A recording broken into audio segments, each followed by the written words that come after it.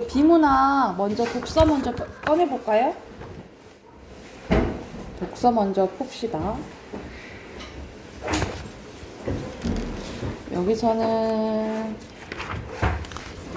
문단 간의 관계 파악에서 부연 설명이랑 그 부연 설명 더 자세히 설명하는 거고, 그래서 대등관계에 관련된 내용 나오거든요. 그래서 11페이지부터 푸시면 돼요. 11페이지부터 15페이지까지 15페이지까지 풀고 또 답 확인해볼게요. 자, 같이 한번 봐볼까요? 12페이지부터 여기 정리된 거 한번 보면서 한번 봐보자. 1번 여기서는 망각에 대해서 나오죠. 1번에 망각, 2번에 기억, 3번에 단계고요. 4번에 여기서는 이제 부호화 단계에 대한 정리지. 4번에 그래서 부호화, 그리고 5번에 정교화예요. 6번에 저장, 7번에 시간, 8번에 직후고요. 그리고 9번에 정보, 10번에 인출. 그래서 여기서는 망각 현상에 대해서 각각 망각이 일어나는 단계가 이게 다르다라고 이제 단계별로 다르게 망각이 일어난다고 본장이 다른 게 이제 정리되어 있다라고 보시면 되고, 그래서 기억의 빈칸 단계예요. 단계에 따른 망각 현상이고, 여기서는 중심 화제를 이어절로 쓰자고 했잖아요. 그러면은 망각만 쓰면 안 되고 망각 현상까지 써야겠지? 이어절이니까. 그리고 여기서는 이제 예시가 나오는데 예시 한번 봐보자. A전자는 출시 예정인 새로운 에어컨 제품의 광고의 뜨거운 사막을 배경으로 쓰기 결정했는데, 뜨거운 사막에서 연상되는 극한의 더위가 느껴질 때 사람들이 자연스럽게 A전자 에어컨을 떠올릴 수 있게 하게 한 거래. 그러면 어떤 것을 주면 어떤 떠올리게 만들어주는 거잖아, 그치? 그러면 단서를 주는 거죠. 그래서 여기서는 인출 단계겠지. 인출 단계고, 그 이유까지 쓰라고 했잖아요, 그쵸? 그래서 뭐를 이용한 거요? 극한의 더위를, 극한의 더위가 느껴질 때 떠올리게 만드는 거지. 그래서 극한의 더위를 인출 단계로 활용하여 무더운 여름에 A전자의 에어컨을 기억에서 인출하도록 했기 때문이다. 이렇게 이유 쓰면 되겠죠. 간단하게 이 극한의 더위를 활용해서 떠올리게끔 만들었다. 뭐 이런 식으로 써도 되겠지, 그치? 그래서 극한의 더위를 인출 단계로 활용하여 무더운 여름에 A전자 에어컨을 기억에서 인출하도록 했기 때문이다. 이렇게 쓰시면 되고, 여기서 또 어휘 문제 나왔네, 그치? 사전적 의미를 알맞지 않은 거. 여기서는 몇 번이냐면, 자, 디귿이에요. 여기서 두 단은 중요성이나 가치를 부여하다 이런 뜻이라고 보시면 돼요. 3번에 3번이고, 자, 두 번째는 욕망에 대해서 나오네. 그래서 이 욕망에 대해서 사람들이 생각이 이제 다른 거죠, 학자마다. 그래서 정리된 거 다 보면 여기서는 1번 당연히 욕망이겠죠. 욕망에 대한 탐구. 욕망은 이를 탐하는 마음, 빈칸 탐하는 마음이고요. 그래서 그 욕망을 맹자, 순자, 한비자의 입장에 정리한 거죠. 먼저 맹자 가볼게. 3번에 들어갈 빈칸은 선한 본성이고, 맹자는 성선설이니까요, 그렇죠? 그리고 4번에 원인, 그리고 5번에 과욕이에요. 그리고 6번에 본성, 순자는 성악설이죠. 7번에 예예요. 예. 그리고 8번에 부정적, 한비자도 좀 비슷해요. 저랑. 그리고 9번에 법입니다. 그래서 여기서는 중심 화제는 인간의 본성과 욕망에 대한 내용이고, 그리고 학자들의 욕망에 대한 관점과 그에 대한 대처 방안이 주제라고 보시면 돼요. 자, 여기에 대한 이제 설명 보면은 4번에서는 적절한 거 고르는 거네? 근데 여기는 너무 간단하잖아. 욕망에 대한 입장이 어떤지 다 나와 있지, 그치? 그래서 적절한 것은 4번에 1번이고요. 그리고 5번에 A의 이유로 가장 적절한 거 나오는데 A의 이유 한번 봐볼까? 본문 이제 봐보면 자 A는 맹자의 주장보다 한 단계 더 나아간 금유욕주의래. 그러면 거기 여기서는 보통 이 밑줄금 부분 앞뒤 보면 되거든요. 이제 여기서는 앞에 보면은 순자는 사람들이 개인적으로 노력하는 동시에 나라에서 교육과 학문을 통해 이해를 세워서 인위적으로 선이 발현되도록 노력해야 된다고 주장을 했다라는 거야. 그래서 더 앞에 보면은 왕이 이해를 정해서 욕망을 조절해야 된다라고 봤다라는 거예요. 왜? 개인이 내재된 도덕적 판단 능력만은 욕망이 제어되기 어렵기 때문이다라는 거죠. 자, 그래서 여기서 가장 적절한 것은 개인이 하기 힘들다라고 보는 거죠. 그래서 4번이에요. 5번에 4번. 자, 그리고 6번의 맹자 입장으로 가장 적절한 거네요. 맹자는 성선설이라고 했잖아요. 그치? 성선설인데 원래 선하니까 자기가 혼자 조절할 수 있다라고 봐요. 그래서 앞부분에 맹자가 말하는 부분 어디 부분 보면 되냐면 여기서는 호연직이 다음에 여기 과욕은 욕망의 절자라는 의미로 마음의 수양을 통해서 욕망을 줄여야 된다라고 했어요. 그러니까 자기가 수양을 하면 극복해낼 수 있다라고 본 거야. 이것을 참고하면 가장 적절한 것은 5번이 되겠어요. 자, 그리고 가는 순자, 그리고 나는 한비자에 대한 내용이죠. 얘네들은 거의 비슷한 게 성악설인 거야. 그래서 기억 맞겠죠? 공통된 견이니까. 그리고 다스려야겠죠. 얘는 맞고 디귿은 순자의 입장, 리을은 한비자에 대한 입장에서 공통적인 것은 1번이라고 보시면 됩니다. 이해가 됐을까요? 오케이. 그러면 저는 다음 하고 문학 꺼내봅시다. 문학.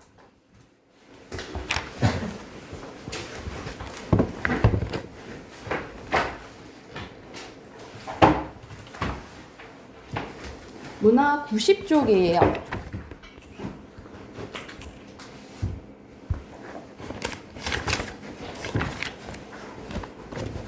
90쪽이 아니고 94쪽. 94쪽이에요. 94쪽.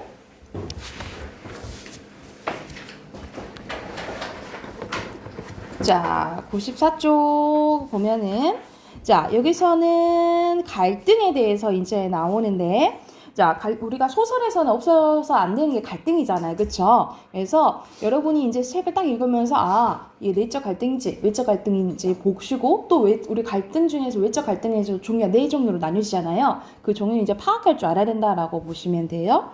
자, 갈등 봐볼게요. 갈등은 칡나무 그리고 덩굴과 등나무 덩굴이 서로 얽혀 있다라는 것이에요. 그래서 칡나무 갈자와 등나무 등자 이게 이렇게 막 섞여 있다 이 말, 얽혀 있다 이 말이야. 그래서 어떠한 일이 서로 얽혀 쉽게 풀어내지 못하는 상태를 의미합니다. 그래서 인물들이 내적으로 겪는 혼란 또는 외적인 요소와의 대립과 충돌을 말하고 갈등은 소설이나 극 중의 사건을 전개시키는 기본적이고 필연적인 요소이며 사건을 전개시켜준다라는 거지 역할이. 그래서 사건의 전개에 긴장을 더해서 독자의 흥미를 유발하는 게 갈등이라고 보시면 됩니다. 그래서 선생님 항상 얘기를 하잖아. 우리가 처음에 예를 들어서 러브 스토리라 생각해보자. 남녀가 이제 맨날 꽁냥꽁냥한 게 나와. 처음에는 이제 대리 만족되고 보기 좋다 하는데 자, 이를 드라마가 보통 요즘에 16부작이잖아요. 예를 들어서 16부작 내내 꽁냥꽁냥 거려. 그럼 지겹겠잖아. 그치? 그러니까는 이렇게 약간 위기도 있고 급부가는 게 있어야지 재미가 있는 거죠. 그쵸? 그래서 이렇게 약간의 어려움이 있어야지 재미가 있다, 흥미 유발해준다라고 보시면 돼요.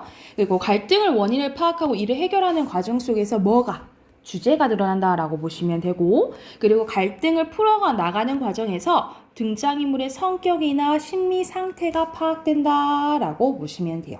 그래서 예를 들어서 평소에는 우리 다 착하잖아. 다 멀쩡하잖아. 근데 어떻게 부딪히는 약간 부정적인 상황에 대처했을 때 이 사람들이 이제 성격이 드러난다라고 생각을 하시면 돼요. 자, 종류는 여러분이 알다시피 내적 갈등과 외적 갈등이 있죠. 내적 갈등은 한 인물의 내면에서 고민하는 거죠. 그쵸? 이럴까? 저럴까? 노란색 선택할까? 파란색 선택할까? 이렇게 고민하는 거지. 그치? 그리고 외적 갈등은 한 인물과 인물의 갈등이 될 수도 있고 인물과 사회 인물과 운명, 인물과 자연 이렇게 네 가지가 있어요. 가장 많은 게 인물과 인물 간의 갈등이죠. 그래서 보통 선역, 악역 이렇게 나오기도 하고 또는 이제 주인공과 반하는 이제 인물이 나오기도 하고요. 인물과 사회의 갈등은 인물이 속한 사회의 제도나 윤리와 같이 충돌하는 거예요. 대표적인 작품이 홍길동전이고요. 왜냐면 홍길동이 성공하고 싶어 자기는. 그런데 서자 제도가 있으니까 적사차별 제도가 있으니까 자기가 서자니까 자기가 입신양명하고 싶어도 벼슬하고 싶어도 못하는 거잖아요. 이런 거거나 아니면은 여러분 그거 알잖아. 사랑송님과 어머니 알잖아요.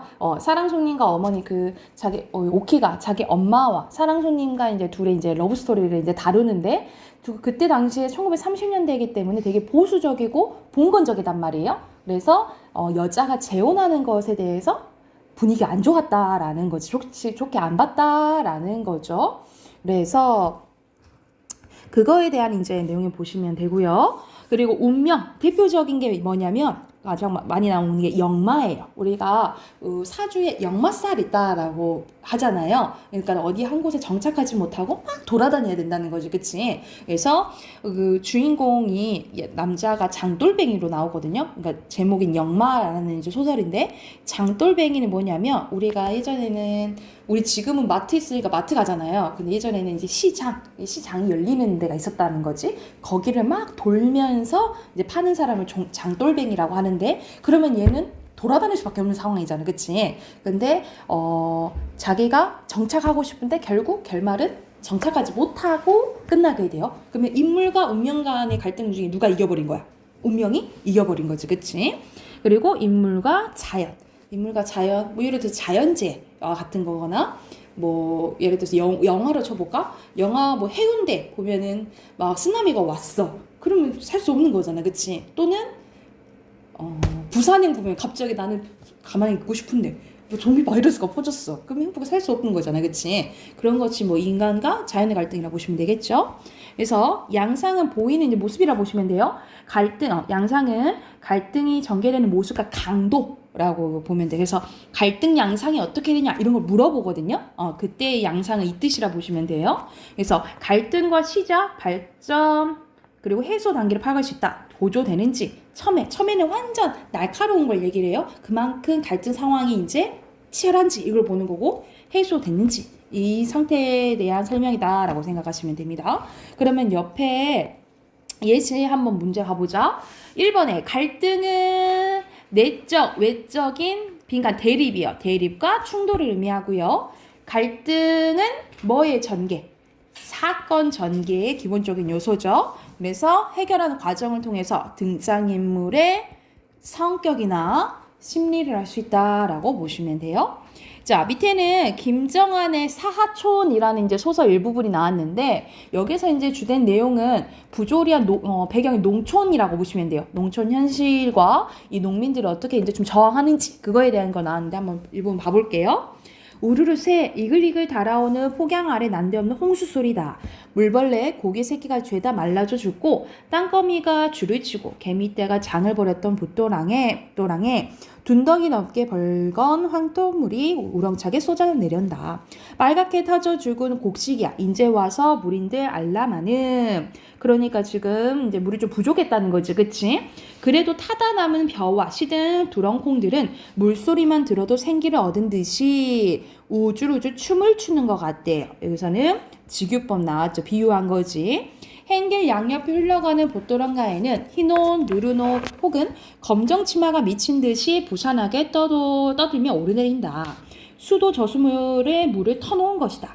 성동리 농민들은 밤낮없이 때를 지어 몰려가서 애원에 탄원에 두 손 두 발을 닳도록 빌기도 불평도하고 나중에는 밤중에 수원지 울 안에까지 들어와서 물을 달리 돌려내려고 했기 때문에 TCA 수도 출장소에서는 작년처럼 또 폭동이 일어날까 두려워서 저수지 소재할 겸 저수지에 물을 터놓게 된 것이다 라는 거죠. 그러니까 물이 부족한 상태에서, 그러니까 가뭄이 든 거지, 그치? 그래서 물이 부족한 상태에서 물 좀 빨리 이제 조금 줘라 라고 이제 갈등이 이제 일어난 상황이라고 생각을 하시면 돼요.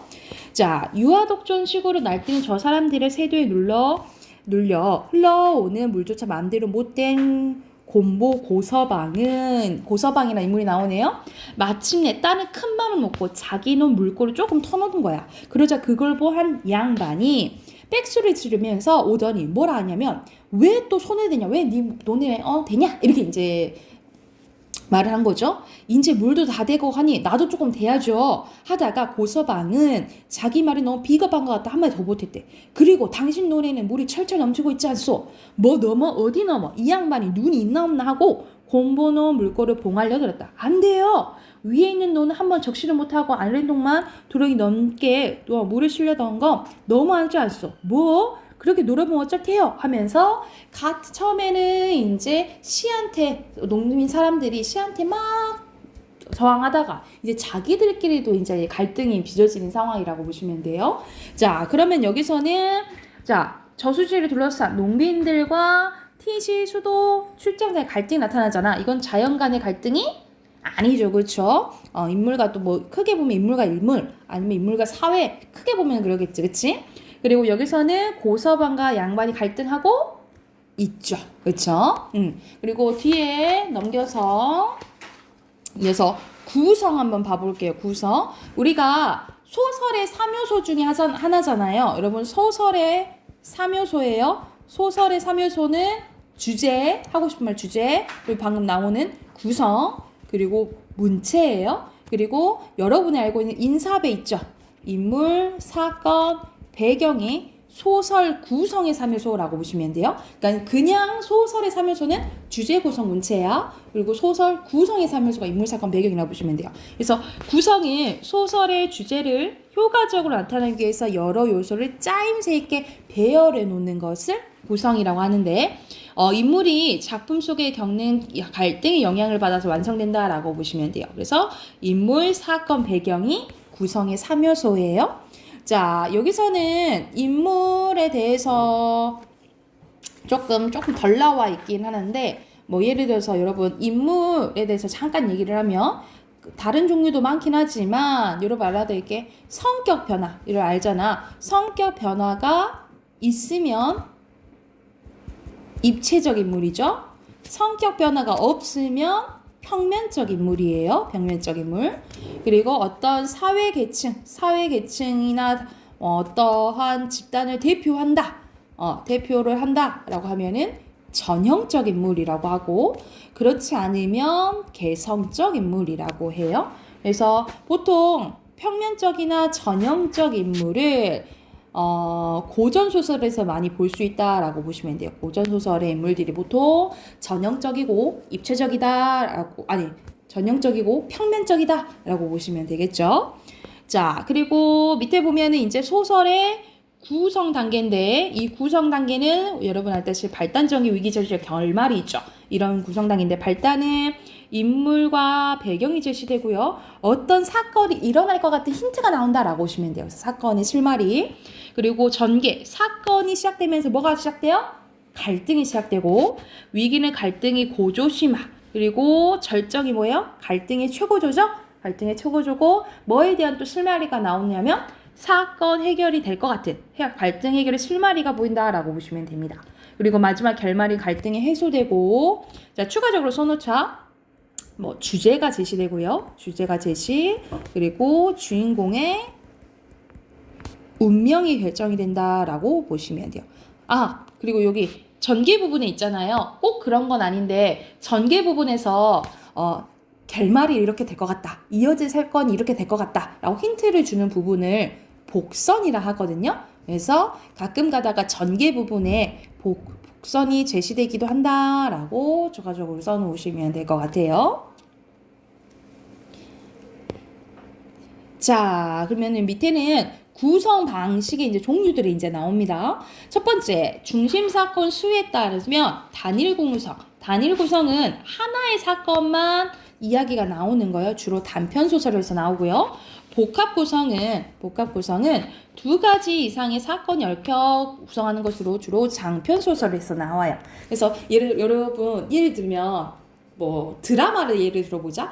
보통 주말 연속극 보면요. 주말 연속극 보면은 한 뭐 커플들 이야기가 아니라 가족에서 첫째 이야기 나오고 둘째 이야기 나오고 셋째 이야기 뭐 나오잖아요. 이런 식으로 둘 이상의 사건이 나오면 이제 복합 구성이라고 보시면 돼요.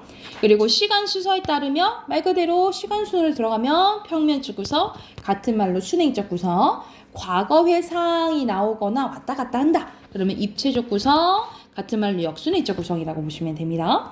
그리고 가끔 가다가 액자식 구성이 나와요. 액자식 구성은 말 그대로 큰 이야기, 이걸 외부 이야기라 하고, 그리고 또 내부 이야기가 있어서 모양이 액자 같다 해서 액자식 구성이라고 해요. 그래서 겉에가 외부 이야기, 안에가 내부 이야기라고 하는데, 저 두 대상 이제 가끔 가다가 외부 이야기랑 내부 이야기에 뭐가 다르냐면 서술자가 다르다라고 보시면 돼요. 서술자가. 그러니까 예를 들어서 수혁이랑 나랑 선생님이 이야기하고 있었어. 그게 외부 이야기야. 근데 수혁아 그 얘기 알아? 뭐요? 아 언니 어떤 얘기냐며 하고 그 얘기로 들어가게 되잖아요. 그런 게 이제 내부 이야기로 들어가는 거거든요. 이런 식으로 하면 서술자가 달라질 수 있겠지, 그렇지? 그래서 외부 이야기랑 내부 이야기랑 이제 서술자가 다른 경우가 이제 많다라고 보시면 돼요. 그리고 일대기적 구성은 보통 고전소설에서 많이 나와요. 특히 영웅소설. 영웅소설이 우리가 태어났을 때부터 끝까지를 다루면 일대기라고 하거든요. 그래서 일대기 구성은 인물의 일생에 초점을 두어 내용을 전개하는 방식으로 주로 고전소설 나오죠. 영웅인물을 다룰 때 일대기적 구성이 나온다라고 보시면 되고, 의식의 흐름에 따라 우리가 의식의 흐름에 따라 막 흘러간다 이런 얘기 많이 하잖아요. 그러니까 생각나는 대로 쭉쭉 서술한 거 있죠. 그게 이제 의식의 흐름 기법 이렇게 얘기를 하기도 하거든요. 그래서 의식의 흐름 기법으로 쓴 게 의식의 흐름에 따른 구성이라고 보시면 됩니다. 그리고 옆에 선생님 액자식 구성할 때 이거 얘기했어야 되는데 옆에 잠깐 봐보자. 환문 구조가 나오거든요. 이것도 고전 소설에서 많이 나오는데 보통 현실이었다가 꿈 이야기 나왔다가 다시 현실로 이제 나와요. 그래서 이것도 일종의 액자식 구조다라고 보시면 됩니다. 그래서 현실에다가 갑자기 꿈 이야기에다가 또 현실로 오는데, 고전 소설에서 대표적인 게 구몽이라는 작품이 있는데 여기서 엄청 꿈에서 엄청 일생을 엄청 편히 살았던 거야. 막 그 최고 양반까지 오르고 엄청 편하게 살았는데 깨봤더니 그게 한바탕 꿈이었다라는 거야. 거기서 이제 깨달음의 주제가 나오죠. 인생 무상이다. 다 인생은 한바탕 꿈 같구나. 이런 내용이 나오는 이야기라고 보시면 돼요. 자, 이 구성 보면 그 예시로 또 옆에 한번 봐보죠. 또 어떤 구성이 나오는지요. 자, 1번.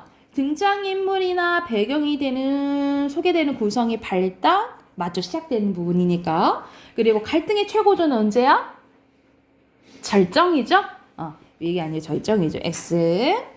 자, 그리고 밑에는 황순원의 학이라는 작품인데, 이 배경이 우리가 남북전쟁 했던 이데올로기의 갈등이 나오는 이제 부분이라고 보시면 돼요. 보면 남쪽 치안대원 이렇게 나오지. 우리가 6.25 전쟁 이제 그 배경이라고 보면 돼. 성삼은 어렸을 적 함께 학사냥을 하며 놀았던 덕제를 우연히 만나게 되지만, 덕제는 농민동맹 부위원장을 지닌 인물로 호송이 돼야 되는 처지인 거예요. 그러니까 남북 이렇게 갈라지게 된 거지, 그치? 어렸을 때 친구였는데, 성삼은 자진하여 자신이 덕제를 호송하기로 합니다. 성삼은 덕제를 신문하지만 덕제는 자신은 그냥 농사꾼이라 결백을 주장합니다. 이런 상황에 고개를 다 내려온 곳에서 성삼의는 주춤거렸는데 저쪽 벌 한가운데 흰 옷을 입은 사람들이 허리를 굽히고 섰는 것 같은 것은 틀림없는 학대였다라는 거예요. 제목인 학이 나오지. 소위 38살 완충지대가 되었던 이걸 통해서 이제 시대적 배경을 알 수가 있겠죠. 사람이 살고 있지 않은 그동안에도 이들 학만은 전대로 살고 있었다라는 거지. 지난날 성재와 덕재는 아직 12살 때의 일원이었다. 그러니까 어렸을 때를 뭐 하는 거예요? 떠올리는 거죠. 과거 회상 나와. 그러면 과거 회상 나오면 무슨 구성이에요? 역순행적 구성이구나 알 수 있겠지, 그치? 어른들 몰래 둘이서 올가미를 놓아 여기 학 한 마리를 잡은 일이었다. 단정하게였는데 새끼로 날개까지 얽매어 놓고는 매일같이 둘이서 나와 학의 어복을 쓸어 앉는다. 등이 올라탄다. 야단을 했다. 그런 어느 날이었다. 동네 어른들의 수근거리는 소리를 들었는데 서울서 누가 학을 쏘러 왔다는 것이다. 누군 표본인가를 만들기 위해서 총독부의 허가를 맡아가지고 왔다는 건데 그 길로 둘이서 벌로 내달렸다. 이제는 어른들한테 들켜 꼬시라면 듣는 것 같은 문제가 아니었다. 그저 자기네 학이 죽는다는 생각뿐이었대요. 그러니까 학 걱정이 돼서 막 간 거야. 숨 돌릴 겨를도 없이 잡풀 새를 기어 학 발목에 올가미를 풀어 날개 새끼를 끌었대요. 그런데 학은 잘 걷지도 못하는 것이다. 그동안 얼매어 시달린 탓이리라. 둘이서 학을 마주하나 공중을 투쳤다. 벼랑간 총소리가 들렸대요.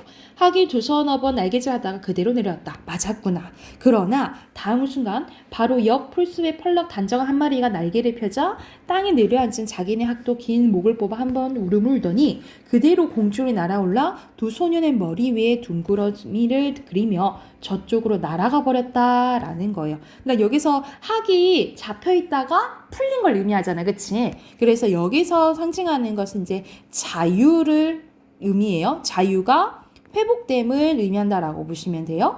두 소년은 언제까지나 자기네 학이 사라진 푸른 하늘에서 눈을 뗄 줄 몰랐대. 그래서 우리 학 구경이나 한번 하고 가자 하면서 여기서는 여기까지가 과거를 회상하는 부분이고 현재로 다시 돌아온 거예요. 그래서 성삼이가 학 구경이나 하자라고 이제 말을 한 거예요. 그래서 여기서는 뭘 암시하는 걸까? 저기 학이 자유롭게 날아간 것처럼 너를 자유롭게 풀어주겠다. 그래서 여기서는 이 의미는 뭐가 담겨져 있냐면 덕제에게 도망갈 기회를 주려고 함을 알 수가 있겠죠. 그래서 여기서 학이 의미하는 것은 학은 뭘 의미하냐면 앞에서 그랬잖아. 앞에서 사람들 막 바뀌어도 학은 이전대로 막 살고 있었다라고 했잖아요. 그렇죠? 그래서 학은 우리가 변하지 않다. 예전의 본 모습에 우리가 하나였던 한 민족 있죠. 한 민족을 의미한다라고 보시면 돼요. 그래서 학이 의미하는 것은 우리 민족이고 이 학처럼 우리가 지금은 이렇게 나뉘어져 있지만 예전처럼 회복했으면 좋겠다라는 것을 다룬 소설이라고 보시면 돼요. 그러면 밑에 보면은 여기서는 배경이 6.25 전쟁이죠. 6.25 전쟁이고 그리고 시간 거슬러 올라가죠. 역순행적 구성이고요. 그리고 마지막 이것은 과거 체험의 회상은 덕제와 성삼의 갈등이 해소되는 계기가 된다라고 보시면 돼요. 옛 이야기처럼 그래서 거슬러 올라가는 상황이라고 생각하시면 됩니다. 그러면 우선은 그 뒤에 이제 구성하는 수능 대비 문제가 나오는데 이거는 다음 시간에 할게요. 하고 문법 합시다. 선생님 문법 숙제 내줬었죠? 답 확인해 볼게요.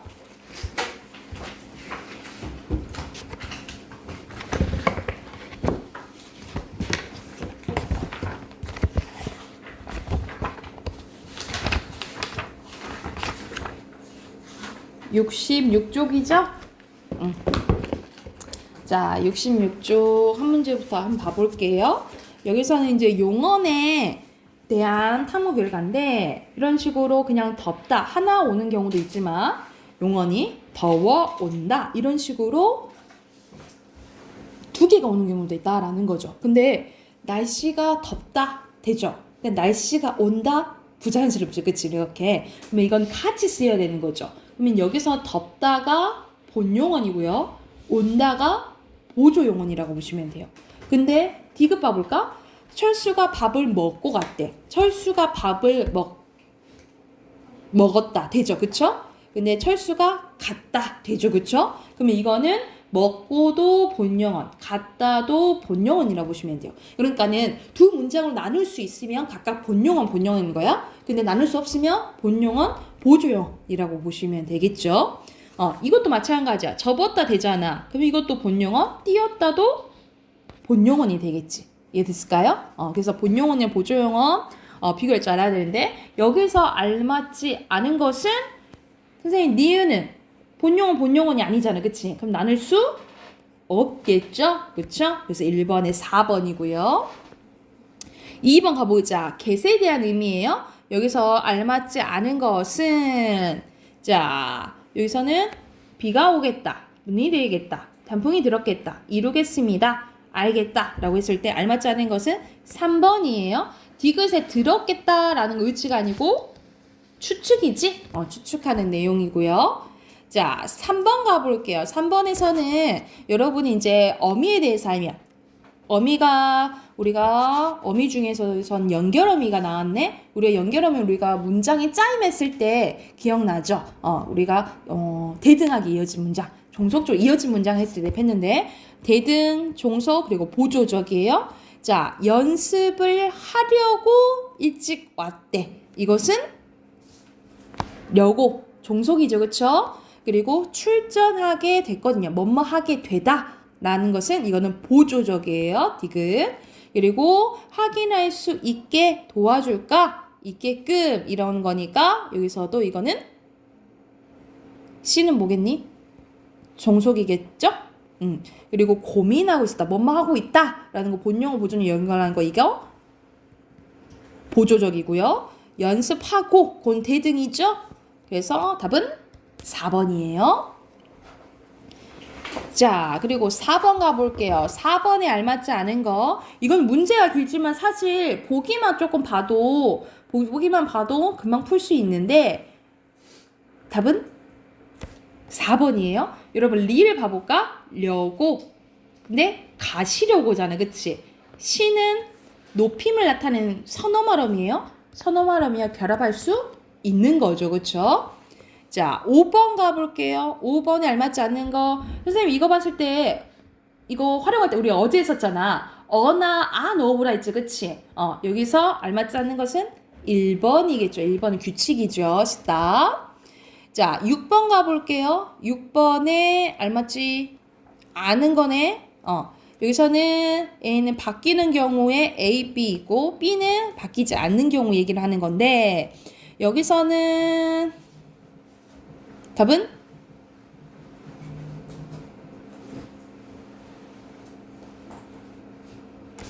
5번이에요.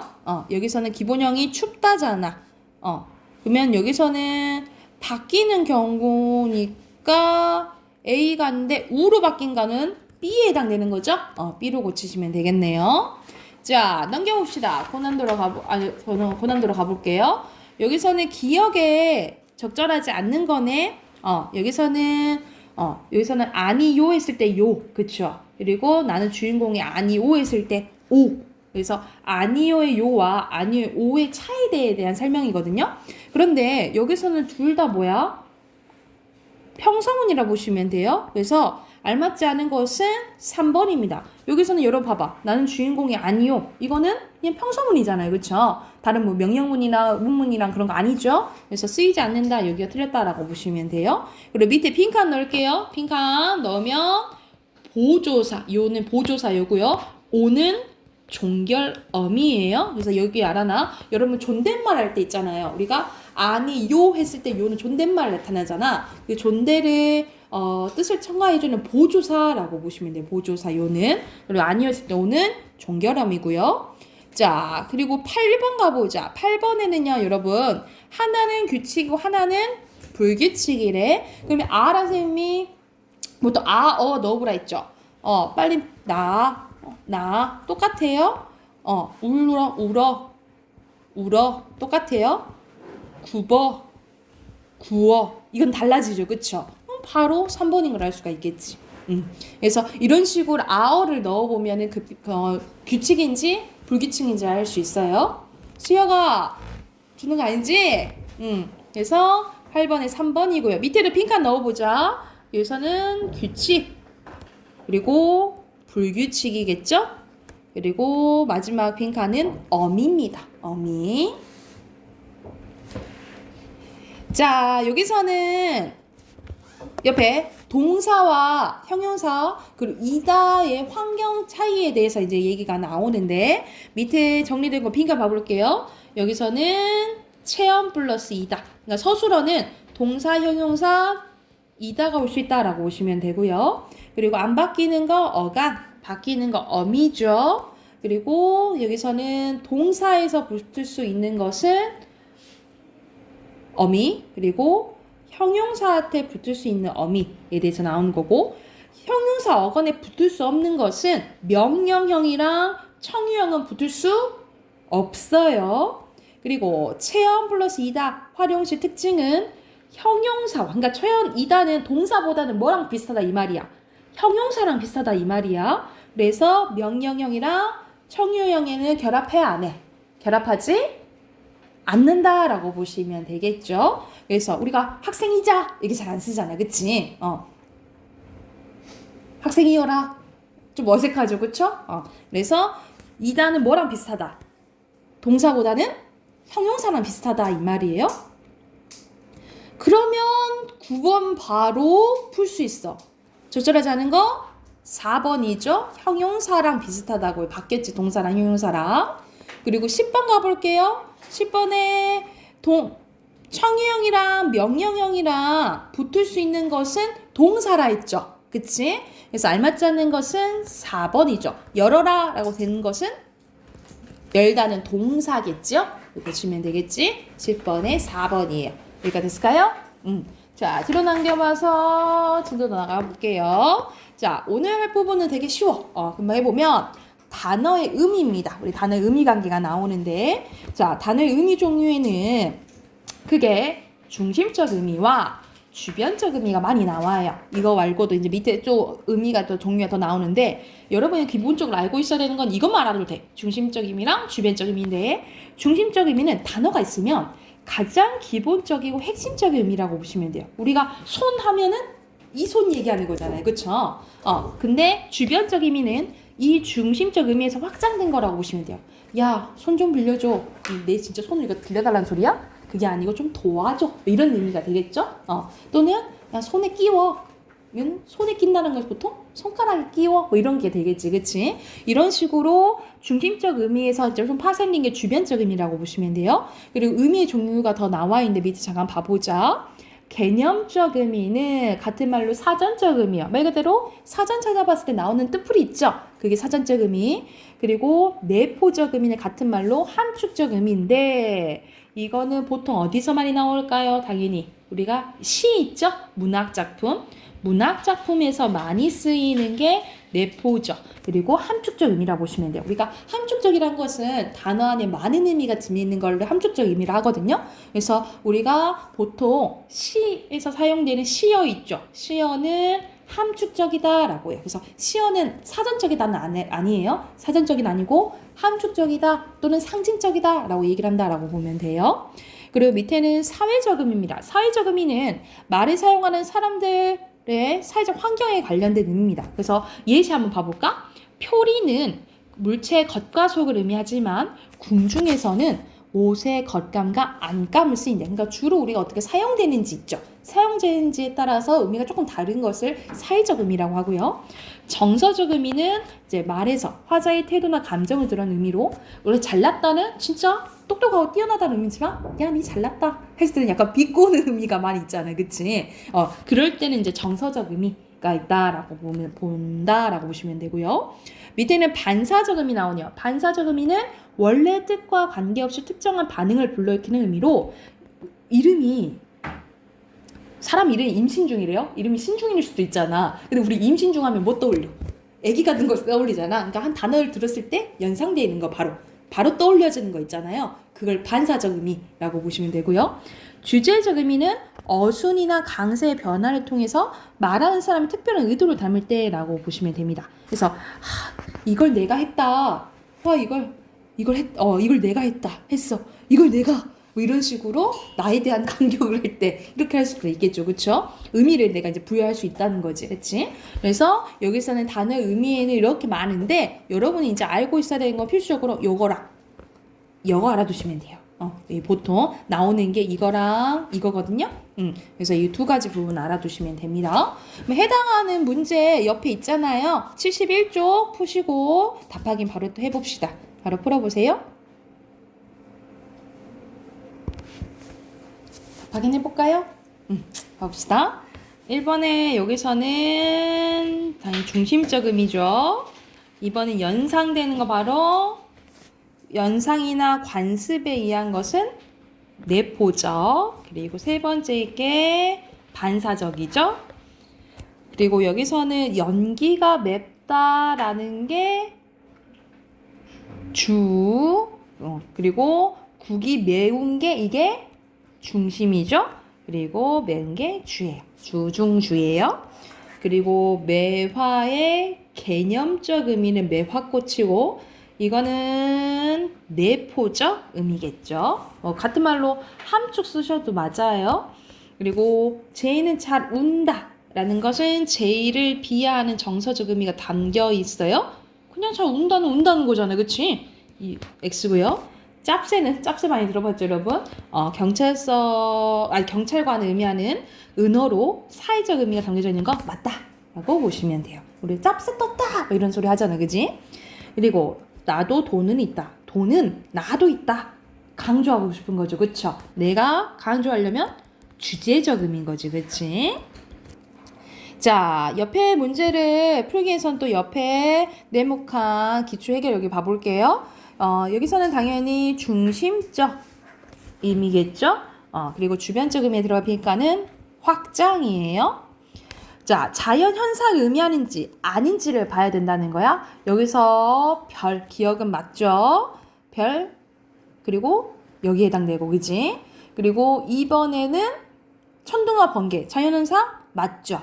그러면 여기에 해당되는 거잖아요. 그죠? 그리고 3번 봐볼까요? 자신의 뿌리? 오히려 뿌리는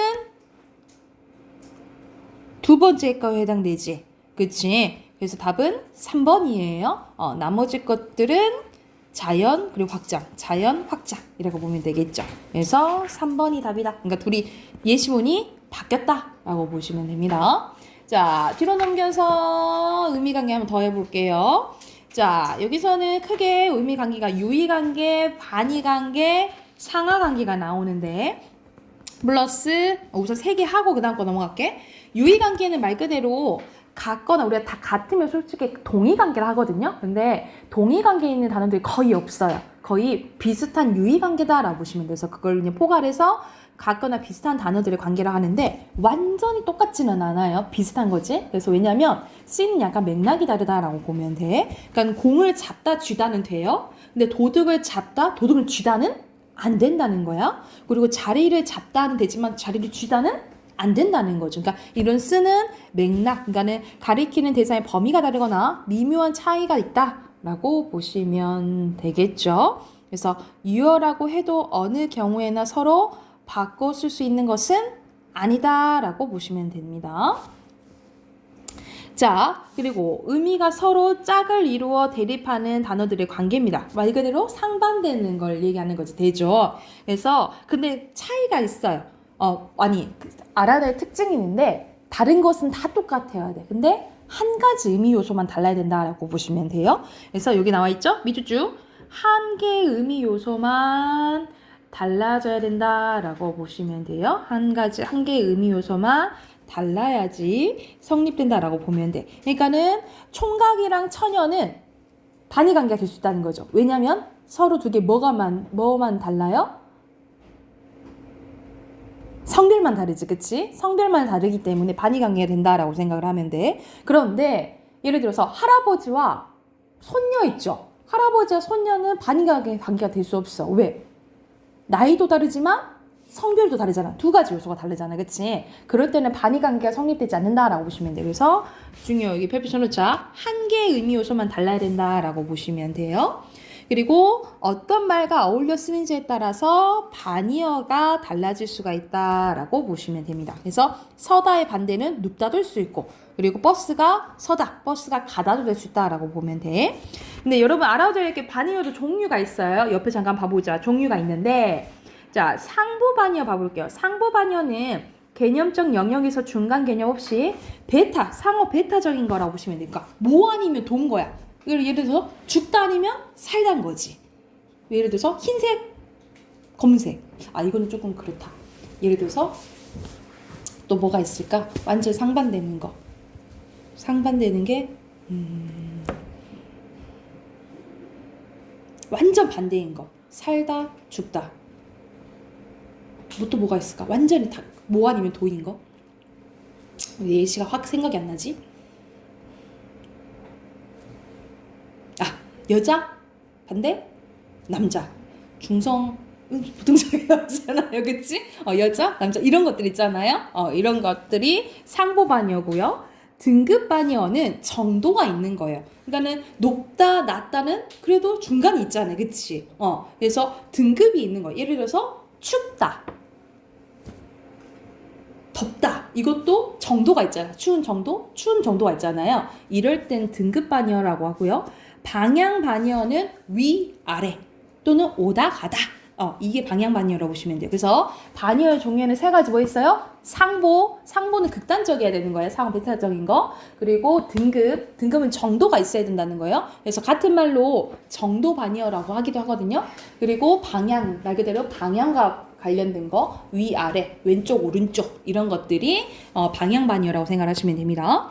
그리고 상하관계 봐볼게요. 상하관계는 포함되는 관계야. 그래서 더 큰 것을 상이어라고 하고요. 그 밑에 있는 것을 하이어라고 해요. 근데 상이어의 특징 봐보자. 자, 상이어일수록 클수록 일반적이고 포괄적인 의미 지니고요. 하이어일수록 개별적이고 한정적인 의미를 지녀요. 그래서 간단한 예로 들면 여러분, 과일 중에 사과가 있어요. 사과 중에 빨간 사과를 홍옥이라고 해요. 그러면 이렇게 두 개만 봐보자. 그러면 얘가 상이어고 사과가 하이어죠. 그치? 이렇게만 보면은 사과가 상이어고 홍옥이 하이어죠.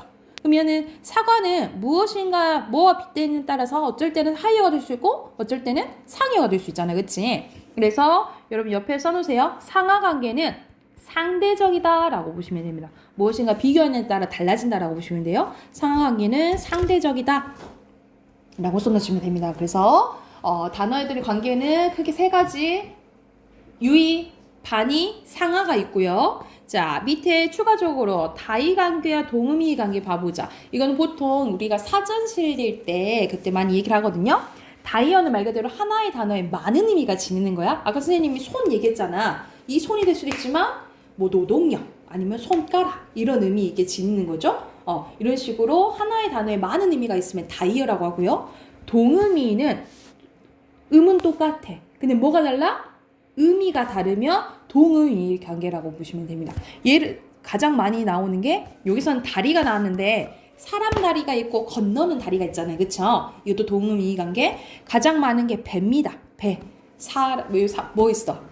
사람 배, 먹는 배, 타는 배, 배수할 때 배 있잖아요. 여기 대표적인 배가 동의의 관계라고 보시면 돼요. 그래서 이거는 한 사전에 실릴 때 어떻게 쓰냐면 예를 들어서 아까 뭐 손에 대해서 하면 손 하나에 1, 2, 3 이렇게 실리면 다의 관계예요. 그런데 손 1, 손 2 따로 실리면 동의의 관계라고 보시면 돼요. 이해됐을까요? 그 관계라고 생각하시면 돼요. 그러면 옆에 또 문제 풀고 답 확인해 봅시다. 73쪽 문제 푸시고 답 확인해 볼게요. 같이 한번 봐볼까요? 답 확인 한번 해봅시다. 자, 여기서는 하이어는 더 구체적인 거잖아. 그치? 그러면은 상이어에 있는 거에 의미가 다 있다라고 보시면 돼요. 그래서 맞다라고 보시면 되고요. 그리고 반의 관계는 한 가지 요소만 달라야 된다 이지. 그치? X고 3번의 유의 관계는 완전히 똑같은 게 아니라 그랬죠? 그래서 모두 바꿔줄 수 없어요. 자, 7번의 순간, 그리고 1번에 내리다, 2번에 꺾이다, 3번에 떨어지다죠. 그리고 이건 다 합쳐서 이거는 문학이죠. 상이어로 문학 쓸 수 있겠지. 그리고 다이어에 해당되지 않는 것은 여기서는 3번입니다. 그리고 옆에 또 기출해결 봐볼게요. 맛의 의미는 1에 해당됩니까? 2번은 2에 해당됩니까? 맛 2에 해당되죠. 그리고 기억의 형태가 같죠. 그리고 단맛은 맛 1의 관계와 포함 상하 관계죠. 맛 중에 단맛이니까. 그치? 그러면은 옆에 상하 쓰시면 되고요. 그리고 재미 1의 의미는 맛 1과 비슷합니까? 맛 2와 비슷합니까? 맛 2가 비슷하지, 그치? 그러면 형태가 달라요? 같아요? 완전 다르죠? 그리고 이 대신에 재미를 넣어도 문장의 의미가 성립돼요? 성립이 되지, 그치? 성립되죠. 성립 쓰시면 돼요. 그럼 부호는 비슷하니까 점점 이거 쓰시면 되겠죠. 그리고 흥미와 이익은 같은 형태예요? 다르잖아, 그치? 다르고. 그리고 관계가 있어, 없어요? 관계 없음이라고 보시면 되겠죠. 그래서 여기서는 형태가 다르잖아요. 답은 3번이라고 보시면 답이 관계 안 돼요. 밑에 빈칸 넣어볼게요. 바로 중심적, 그리고 밑에 사전이죠. 그리고 내포적 의미는 개념적 의미에 덧붙어서 연상이나 관습 등에 의해 형성되는 의미예요. 글씨 잘 안 써진다. 개념적 의미에 덧붙여서 연상이나 관습 등에 의해 형성되는 의미를 의미해요. 밑에 빈칸은 환경, 그리고 5번의 의도, 6번의 유의, 7번의 대립, 그리고 8번의 상하, 그리고 9번의 다의, 그리고 10번의 의미예요. 됐을까요? 자, 숙제 체크. 뒤에 76쪽까지 숙제로 해오시고, 그리고 어휘 외워오세요. 15, 16강이에요. 15, 16강 공부해주시고, 여기 문법 숙제만 해오세요.